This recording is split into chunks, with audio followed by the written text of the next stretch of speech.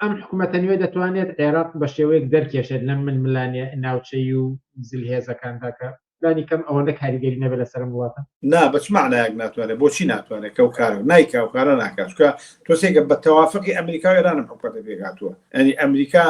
جۆرێک نەخشەی بۆ کە ئەم حکومەتە پێبێ ڕازی بووە ئەگەر ئەمریکا مۆری نەکردایە جەختی لەسەر نەکردایە کە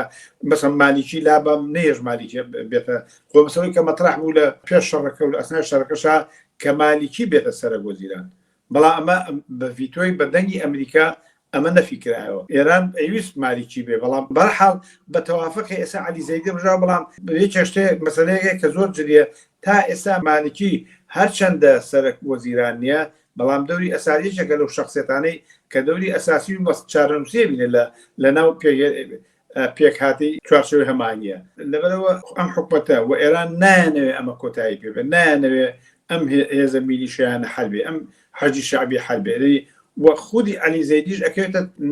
چۆن مەسەن سوودانی کەوتە ناکۆچێکەوە لەبینەوەی دڵی ئەمریکا و دڵی ئێران ڕازیکا بەڕێ من هەمان واقعەت هەمان میرات ئەتوانم بە معنایە بڵێم و میراتێکە دووفاقەیە حکومەتی مرکزی هەیە ئەوەی کە حکومەتی پێکهاتی حکومەتەیە کە بە تەوافقی هێزە سیاسیەکان بووە لەما کادا حەجی شعبیشەیە ئەو هێزانی کە لە دەرەوەی دەوڵەتن بۆ کە بە هەمان قووەتی حکومەتی مەوجود ئەوانش کاریگەرانەیە ناتوانێت لەم بۆشایە لە بۆش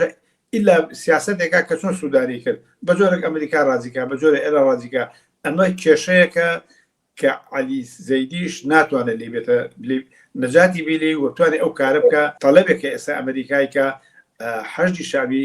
چەکگار بکە چێکیان لێبسەنێتەوە و چەک تەنها لەدەستی ئەو هێزای بێت کە تابعی دەوڵەت ئەمە